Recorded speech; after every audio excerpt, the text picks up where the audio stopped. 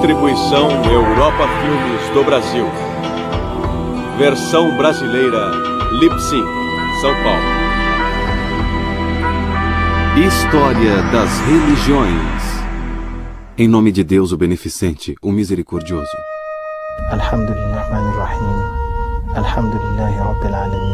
Islamismo.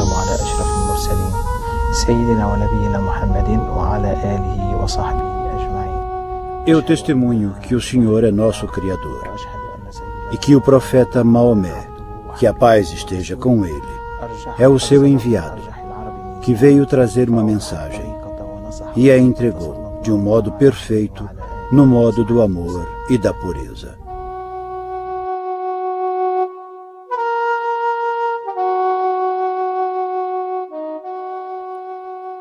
Na Arábia Ocidental, pouco depois do início do século VII, nasceu um movimento religioso que mudaria a história do mundo. Maomé, filho de Abdallah, o profeta do Deus único Alá, chamou seus compatriotas para um novo modo de vida chamado Islã. No começo, o movimento evoluiu lentamente. Mas em pouco mais de 20 anos já havia alcançado toda a Arábia. Após a morte de Maomé, seus seguidores se espalharam rapidamente pelas regiões vizinhas, deitaram as bases de um grande império. Entre os séculos IX e XII, o império foi um dos mais brilhantes que o mundo já viu. Islã é uma palavra árabe originada de um radical que significa paz, solidez ou segurança. Embora a palavra Islã às vezes seja usada em outros sentidos, ela basicamente é uma expressão religiosa que se refere ao estado da alma. Significa uma atitude interna de obediência inequívoca a Deus. A palavra Islã poderia ser traduzida como rendição, submissão ou resignação. Assim, Islã é submissão ou resignação à vontade de Deus, conforme essa vontade foi comunicada ao profeta Maomé em uma série de revelações divinas. Os que seguem o Islã são chamados de muçulmanos, que literalmente significa os que se submetem. Assim, dizer eu sou muçulmano em plena consciência não é só um ato de identificação com um grupo religioso, mas é dizer eu me comprometi sem reservas a obedecer à vontade de Deus. Isso supõe a determinação renovada, sempre nova, de colocar toda a atividade da vida nas mãos de Deus. Sem dúvida alguma, esta é uma declaração profundamente religiosa. Números exatos são difíceis de obter, mas hoje os muçulmanos constituem cerca de 1/5 da população da Terra. O Islã só é menor em tamanho ao cristianismo, um feito notável para a mais jovem das maiores crenças do mundo. Os muçulmanos estão concentrados num cinturão de países dos dois lados do Equador, do Marrocos, no norte da África, às Filipinas, no sudeste da Ásia. O maior número de muçulmanos está no subcontinente indiano, isto é, Índia, Paquistão e Bangladesh. No entanto, a nação com o maior número de muçulmanos é a República da Indonésia, onde mais de 100 milhões de pessoas, mais de 90% da população, professam a fé islâmica. É comum referir-se ao Oriente Médio, sobretudo aos Estados Árabes e ao Irã, como o coração do Islã. A história da comunidade islâmica começou ali e, atualmente, a maioria da sua população é muçulmana. Mas no século XX, a vasta maioria dos muçulmanos vivia no sul e sudeste asiático, dentro ou ao leste do Paquistão. Recentemente, o Islã também se tornou uma presença marcante na Europa Ocidental e nos Estados Unidos. O Islã está muito vivo atualmente. É uma poderosa força no mundo.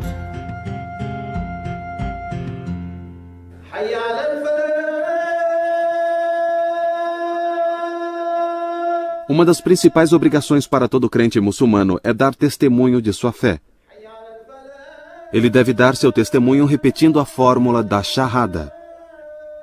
Em nome de Alá, o Beneficente, o Misericordioso, dou testemunho de que não há outra divindade além de Alá e que Maomé é o seu mensageiro.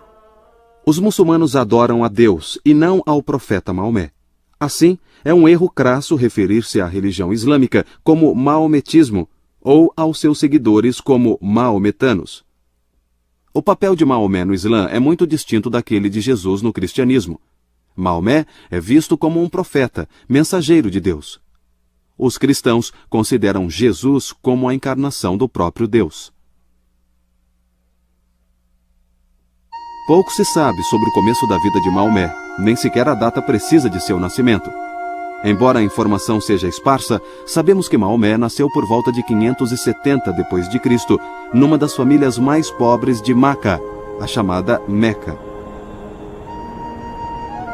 O sustento de Maomé dependia do comércio. Ele viajava em caravanas para as áreas de fronteira com a Arábia. Seu chamado à profecia ocorreu por volta dos seus 40 anos. Ele era um homem reflexivo que cultivava o hábito da meditação, vigílias solitárias e jejuns nos morros perto de Meca. Ele começou a pregar depois de receber uma revelação, segundo se descreve num capítulo do Alcorão chamado O Encoberto. Os primeiros versos rezam: Ó tu, envolto em teu manto, levanta e avisa.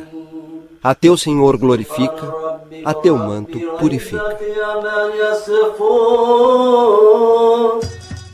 A tradição diz que quando Maomé recebeu as revelações, ele se aliou de tudo ao seu redor, caindo num transe. Segundo a ortodoxia islâmica, Deus foi o autor das revelações.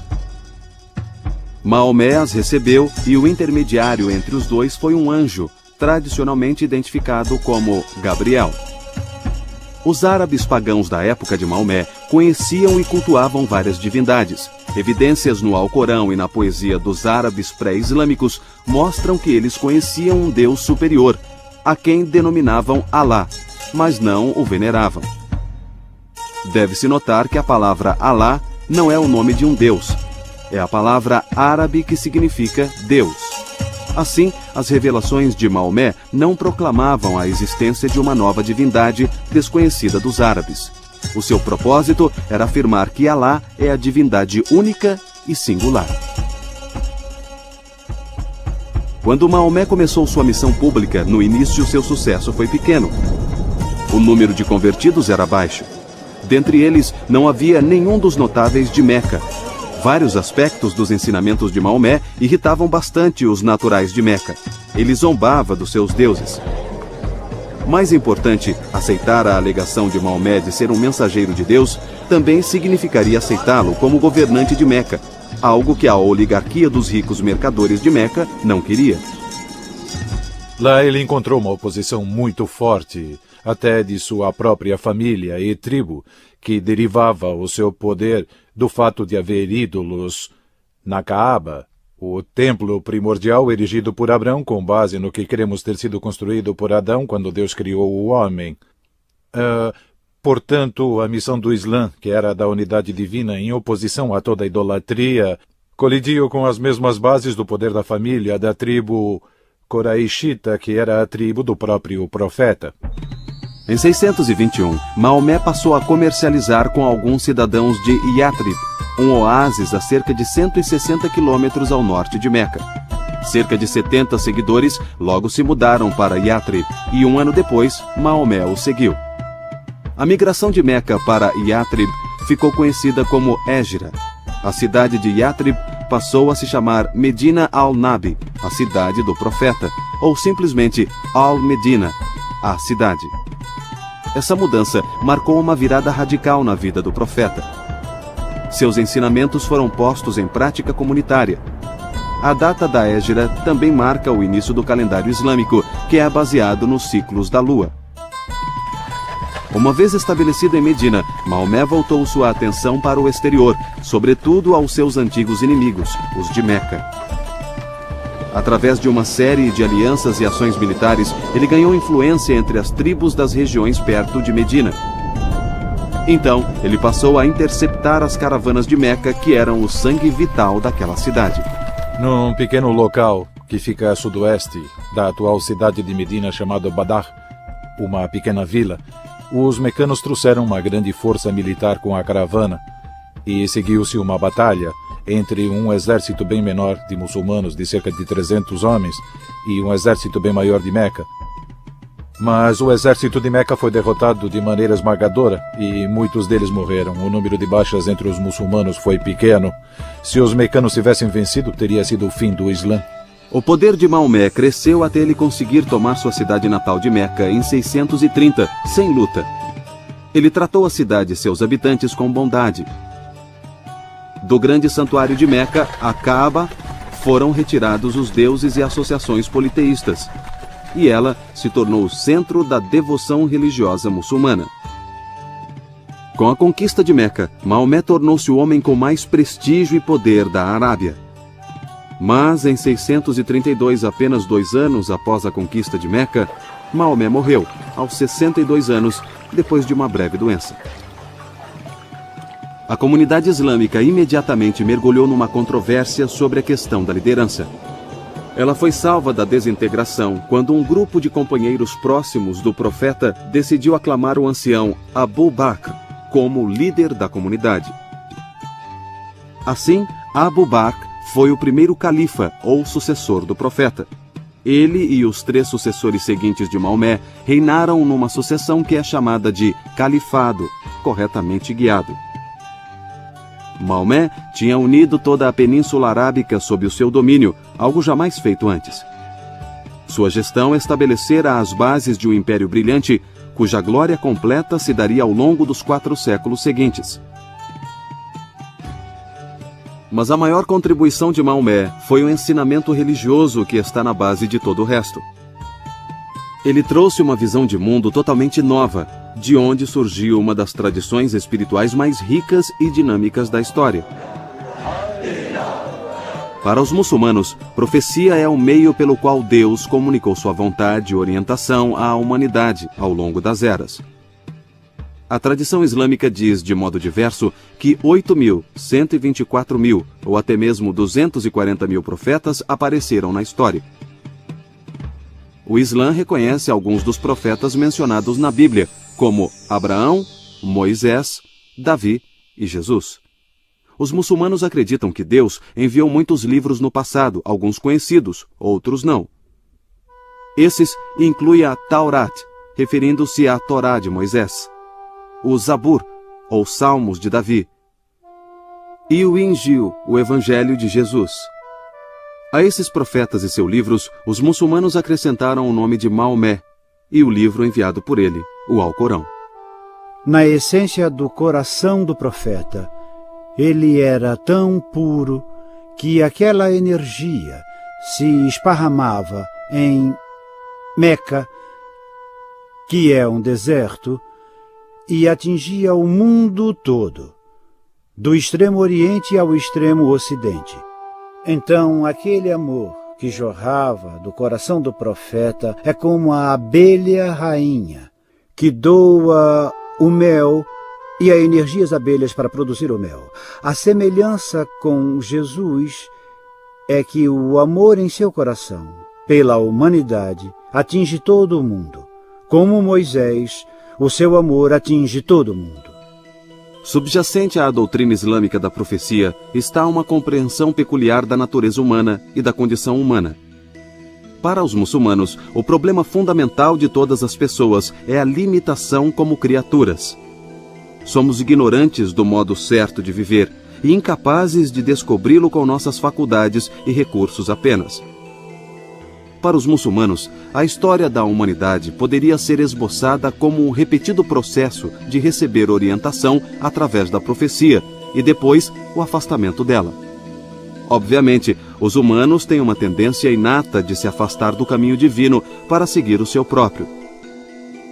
Porém, os muçulmanos creem que, com o advento de Maomé, o ciclo de mensageiros proféticos chegou ao seu ápice e final. Segundo o Alcorão, ele foi o selo dos profetas. O Islã é uma religião do livro. No seu cerne está o Alcorão, o conjunto de revelações que Maomé recebeu, iniciado com o seu chamado à profecia e durando até o final de sua vida. O Alcorão é aproximadamente do mesmo tamanho que o Novo Testamento. Está dividido em 114 suras, ou capítulos. Pouco se sabe da condição ou situação do Alcorão quando o profeta morreu. Maomé providenciara para que ao menos partes dele estivessem escritas e organizadas em capítulos. Mas a comunidade islâmica concorda que o grande trabalho de coletar e publicar o Alcorão foi feito na época dos primeiros 3 califas, ou sucessores do profeta. Acredita-se que foi nesse tempo que o Alcorão foi compilado a partir de escritos em pedras, em papiros, em pedaços de couro e em omoplatas de animais. O Alcorão também foi compilado a partir do coração dos homens, ou seja, de suas memórias. Os muçulmanos em geral concordam que o Alcorão, como o conhecemos, foi compilado sob o patrocínio do 3º califa, Uthman. Os muçulmanos ortodoxos acreditam que desde o dia em que foi compilado, o Alcorão osmânico foi preservado de mudanças, distorções ou erros até o último sinal de pontuação. Já que os muçulmanos acreditam vivamente que o Alcorão é a própria palavra de Deus, eles resistem a traduzi-lo. Quando o Alcorão é traduzido, sobretudo para as línguas do mundo muçulmano, como o persa ou o turco, é comum imprimir o texto árabe junto com a tradução. Todos podem entender a beleza do texto do Alcorão. O árabe corânico se tornou o critério para o árabe perfeito, o modelo supremo da língua desde que o Alcorão foi revelado. Assim, em vastas regiões do mundo islâmico, para 1.200.000.000 de muçulmanos, não há ninguém que não aprecie a beleza da língua árabe e do Alcorão, mesmo que não entendam as palavras. Os muçulmanos tratam o Alcorão com extremo zelo e reverência. Ele nunca é posto no chão e nunca pode tocar uma substância suja. A reverência ao Alcorão também levou ao embelezamento do texto através de uma linda e refinada caligrafia, uma forma de arte que exalta a escritura de um modo direito. O Alcorão descreve Deus como possuidor de inúmeros atributos, incluindo conhecimento, poder, vida, audição, visão, vontade, etc. Uma lista dessas 99 qualidades, chamada de Os Mais Belos Nomes, foi compilada a partir do Alcorão.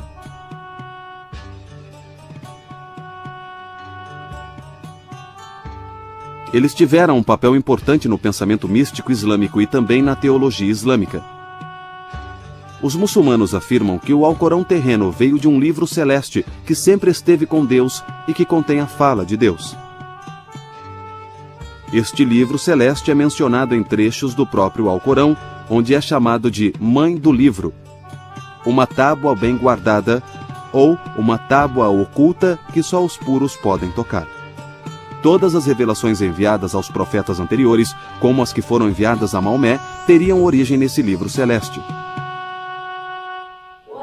Como o Alcorão é considerado a fala de Deus, todo aspecto dele é sagrado. Isso inclui não só o que ele diz, mas até mesmo o som das palavras. A palavra Alcorão significa algo para ser lido ou recitado. Ninguém deveria tocar o Alcorão ou recitar seus versos, exceto num estado de pureza ritual e com sérias intenções. Pegar, ler ou recitar o Alcorão, ou ouvi-lo ser recitado, é postar-se na presença do divino. Também se dá grande atenção e importância à recitação do Alcorão da forma correta. Nas revelações, o profeta foi comandado a recitá-lo de uma forma extremamente bela e convincente.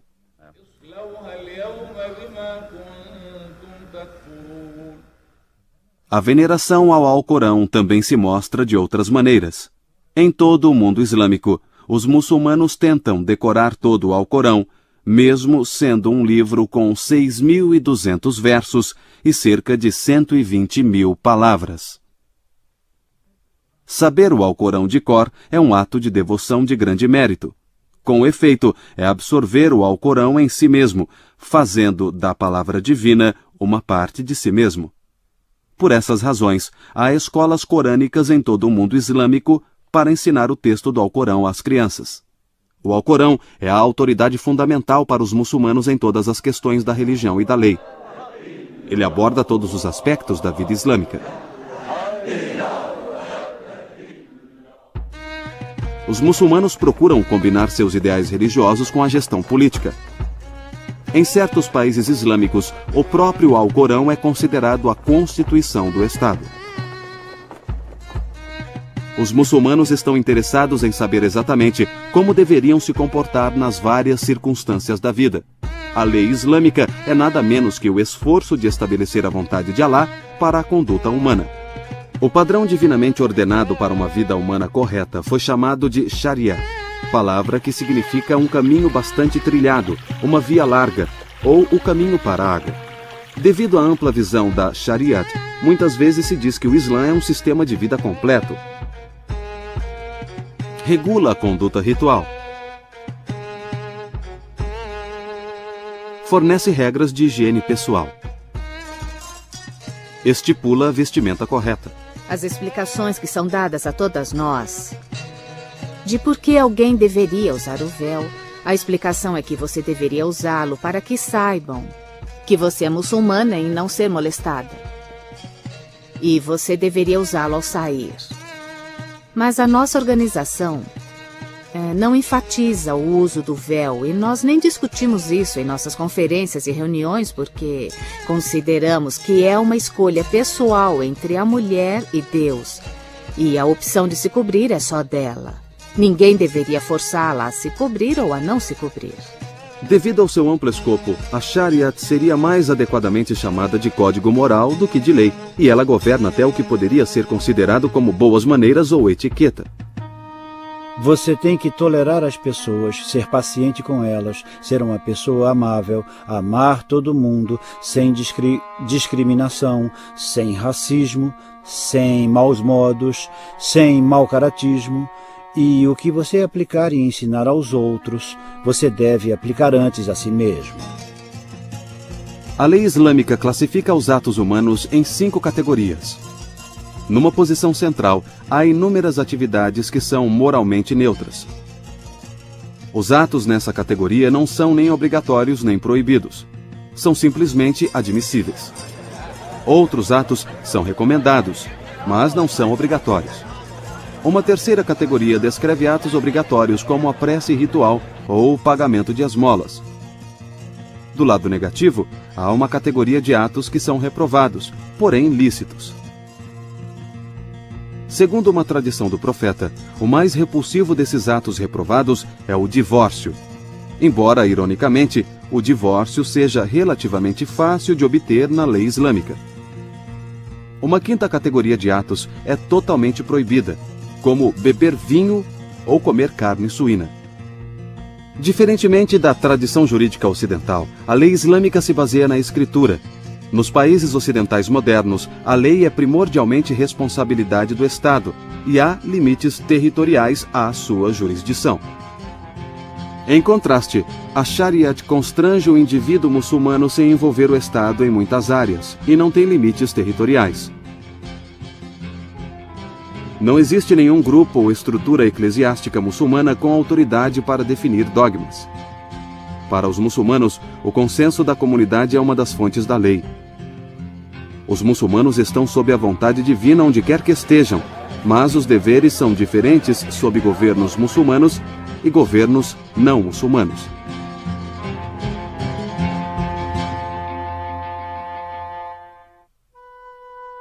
Todo muçulmano tem obrigações essenciais para com Deus. As mais importantes dessas obrigações são os 5 pilares do Islã: a profissão de fé, a oração, a doação de esmolas, o jejum e a peregrinação. Todo muçulmano deve professar a sua fé recitando a Shahada, uma fórmula breve, porém precisa, de prestar testemunho.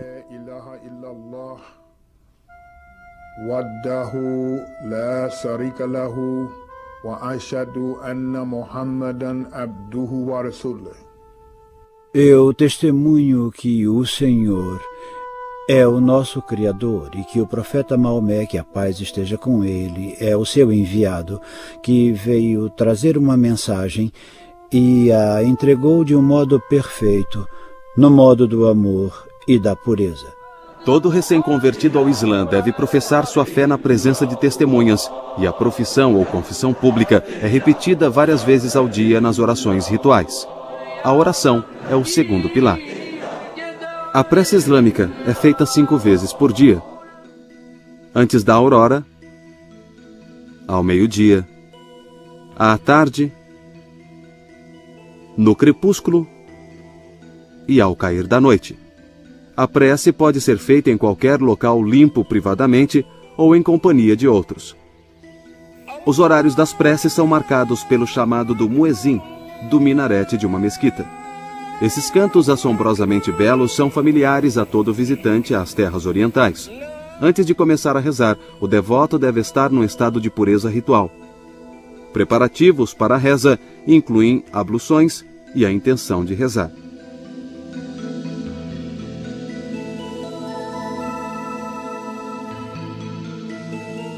Em toda mesquita, há água corrente e um local à parte para as abluções. A prece da congregação ocorre toda sexta-feira ao meio-dia e também nos dias de festa na mesquita. A oração sempre é feita em direção à Meca e ao seu grande santuário, a Kaaba.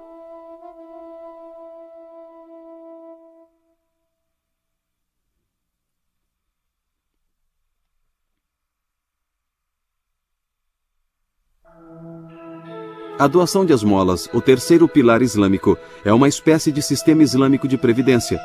A lei prescreve quantias específicas a serem doadas para cada tipo de riqueza que o muçulmano possua. Esse dinheiro pode ser doado aos pobres e necessitados, aos devedores, ao caminhante, ou ser genericamente gasto à maneira de Deus, conforme expresso no Alcorão. O Ramadã, o 9º mês do calendário lunar islâmico, é um período de jejum, o quarto pilar da prática islâmica. O jejum começa a cada manhã, assim que houver luz suficiente para distinguir um fio branco de um fio preto. Durante todo o dia, o muçulmano deve evitar comidas e bebidas. Depois do pôr do sol, o jejum é quebrado por uma refeição simples. Como o ano lunar muçulmano só tem 359 dias ao longo do tempo, o Ramadã varia conforme as estações.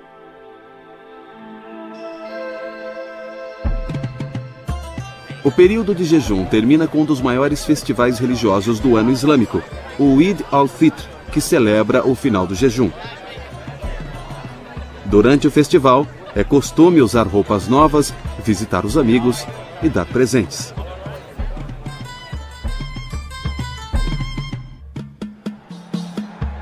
O quinto pilar do Islã é a peregrinação à Meca, chamada de Hajj. Todo muçulmano saudável e financeiramente capaz deveria fazer a peregrinação ao menos uma vez na vida. Aquele que a faz é chamado de Haji. Ao entrar nos recintos sagrados de Meca, o peregrino deve passar por uma purificação ritual, e isso inclui o uso de um traje especial.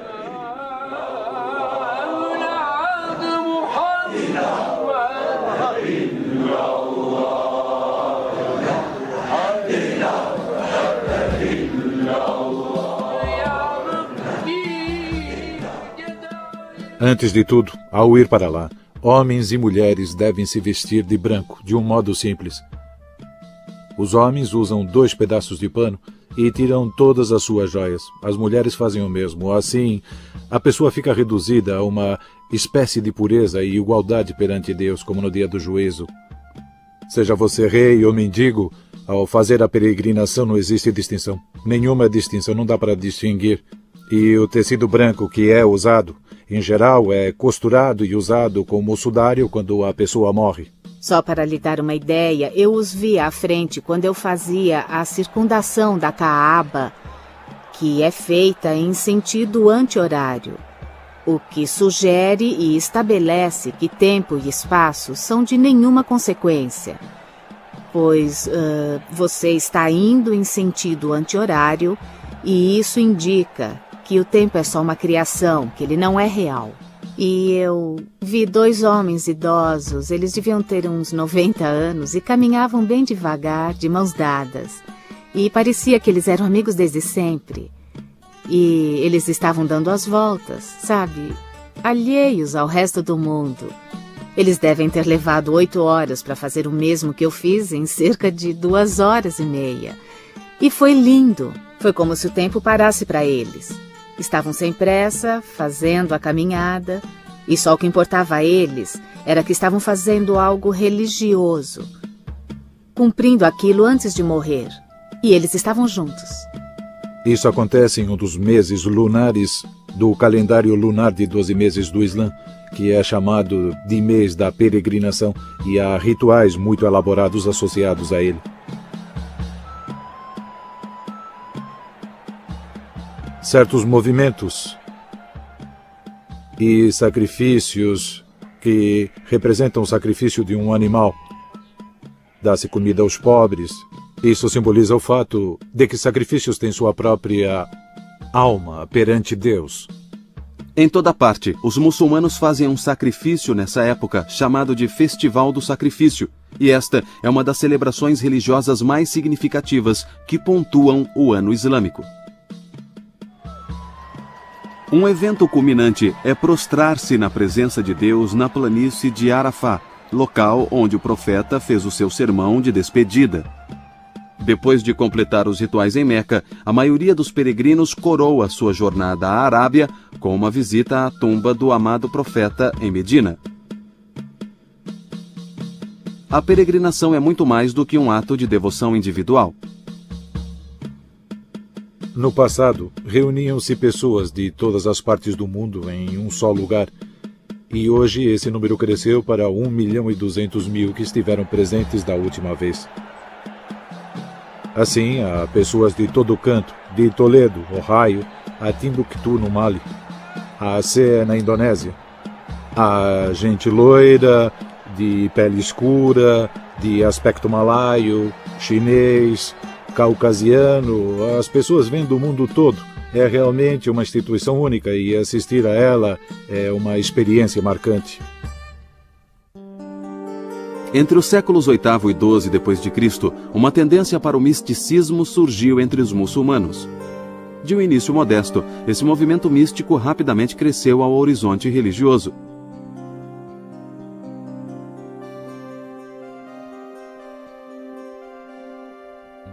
Místicos de todas as religiões dizem que estão preocupados com algo indescritível, que não pode ser adequadamente expresso em palavras. Esse sentimento só pode ser experimentado. O misticismo islâmico, em geral, se chama sufismo.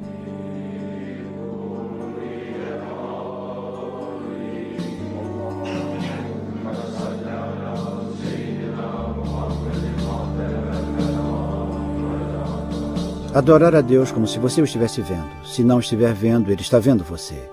E então é daí que vem o sufismo. Em árabe dizemos tasawuf, significa pureza do coração. Então tasawuf em árabe quer dizer muito cristalino como água, muito transparente. Há muitos elementos místicos na tradição islâmica que contribuíram para a ascensão do sufismo. Alguns são encontrados na vida do próprio profeta. Maomé cultivava o hábito de jejuar, meditar e orar em suas vigílias noturnas, e viveu uma vida de rígida disciplina.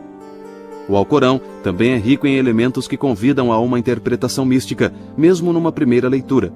Um verso enfatiza a penetrante presença divina, um princípio básico do misticismo.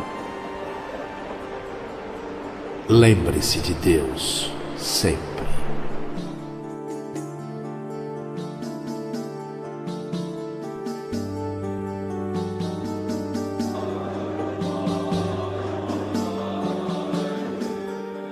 As ordens místicas sufis têm uma forma de veneração particular chamada dhikr, que significa relembrar ou mencionar.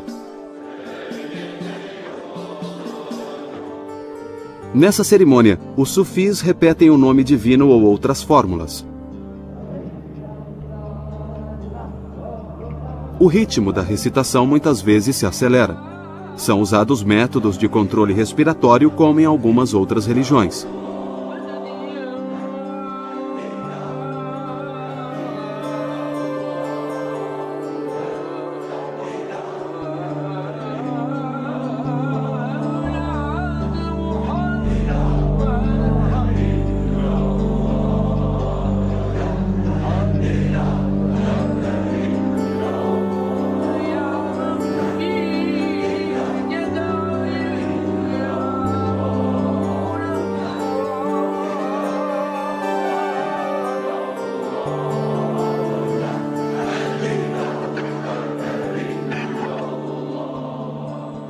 Muitas ordens sufis se movem ritmicamente junto com o canto.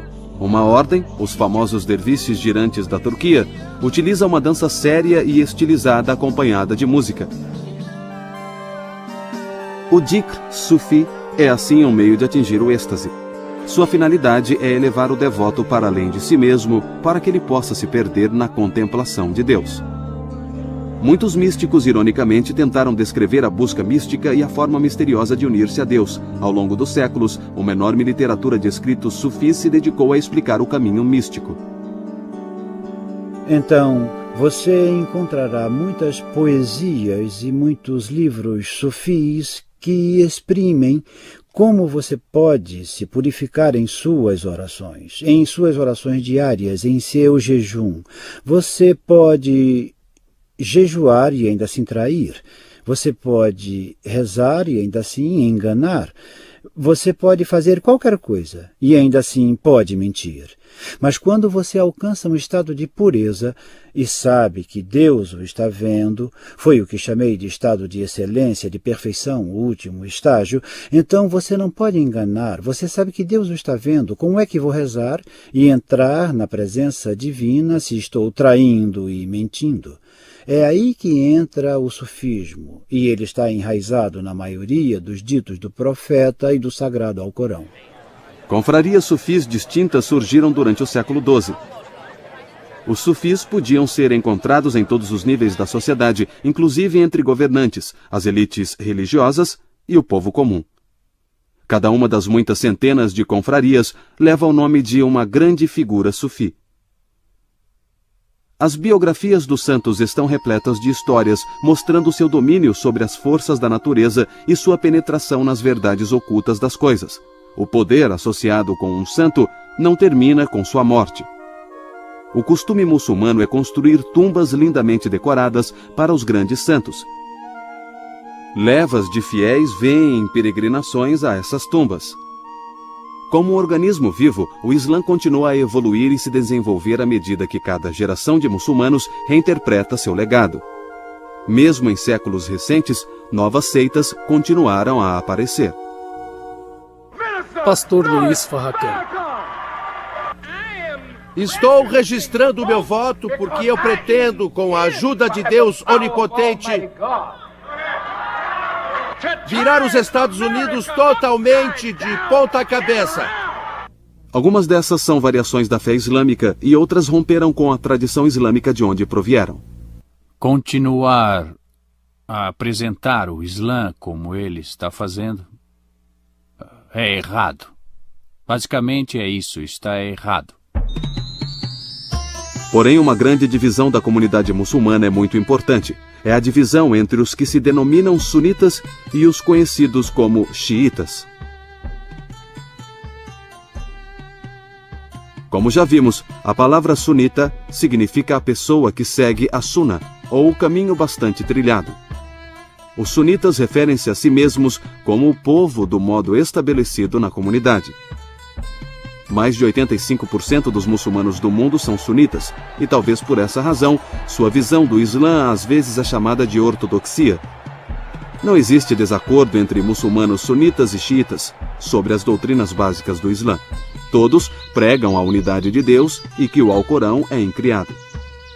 A divisão entre muçulmanos sunitas e xiitas surgiu de lutas pela liderança após a morte de Maomé. A palavra Shia significa adepto de, partidário de, e o de é de Ali, o genro e primo do profeta. Surgiu a questão de quem deveria representar o profeta como dirigente da comunidade islâmica após a sua morte. A maioria considerou Abu Bakr, o venerável amigo do profeta, 2 anos mais velho que ele, e o primeiro homem adulto a abraçar o Islã, para ser o sucessor. Os líderes da comunidade se reuniram e o elegeram. Uma minoria acreditava que o profeta já tinha designado Ali, que tinha 12, 13 anos quando o profeta recebeu a mensagem do Islã e também é considerado como a primeira pessoa a ter abraçado o Islã, mas como um menino. Os xiitas acreditam que Deus jamais deixará o mundo ficar sem um guia espiritual infalível. Assim como Maomé interpretou a revelação para a sua geração, eles acreditam que um intérprete e um guia com autoridade é necessário para as gerações posteriores. Já houve 12 desses guias espirituais ou imãs. Acredita-se que o último deles ainda esteja vivo no mundo, embora oculto da visão dos homens. O Islã ensina que os fiéis deveriam alcançar a recompensa por sua submissão a Deus, tanto neste mundo quanto no além. Mas os muçulmanos acharam difícil reconciliar este ensinamento com o que aconteceu. Só no século XVII, os muçulmanos contavam 3 grandes dinastias. O Império Otomano dominou o que hoje é a Turquia e regiões vizinhas. A dinastia Sefévida governou a Pérsia, ou o que hoje é o Irã, e o Império Mongol reinou na Índia. Todos culturalmente ricos, economicamente poderosos e militarmente fortes. No final do século XIX, porém, o Império Mongol desaparecera. Foi absorvido nos domínios britânicos da Rainha Vitória. O Irã, local da antiga dinastia Sefévida, fora reduzido à impotência, com interesses rivais russos e britânicos competindo para controlá-lo. O Império Otomano ficou conhecido como o Homem Doente da Europa. A Primeira Guerra Mundial o liquidou. No século XIX, boa parte do mundo islâmico, do Marrocos à Indonésia, estava reduzida ao estado de colônias controladas por impérios ocidentais. Tudo isso levou os muçulmanos a reexaminarem suas convicções religiosas fundamentais em sua luta para reformar e revitalizar politicamente a comunidade muçulmana. Vários fatores em anos recentes se combinaram para reassegurar aos muçulmanos que seu feito continuava no caminho certo. Um foi o colapso do colonialismo, que permitiu aos povos muçulmanos romper com a opressão política europeia.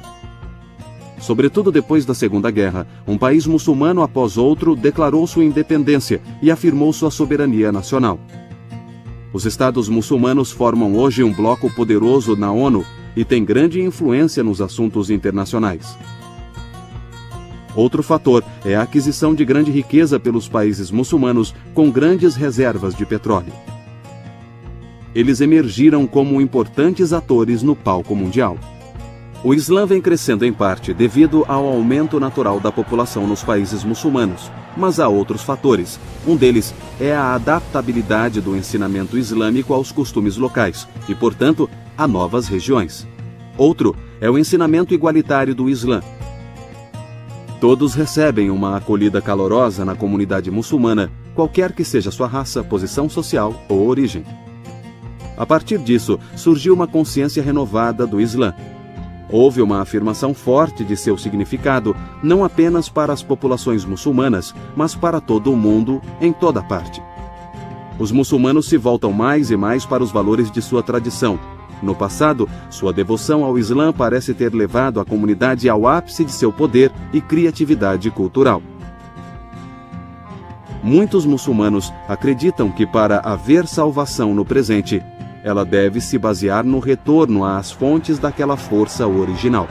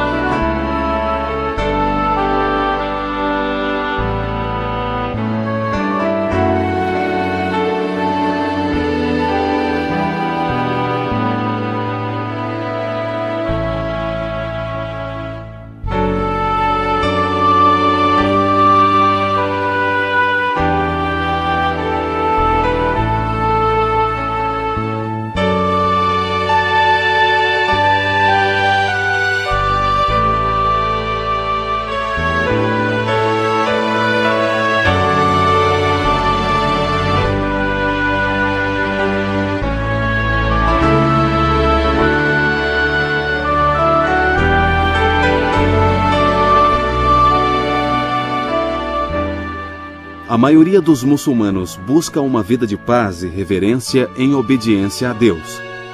De fato, uma saudação comum em todo o mundo muçulmano é decretada pelo Alcorão. Assalamu alaikum wa rahmatullahi wa barakatuh. Que a paz e as bênçãos estejam com vocês.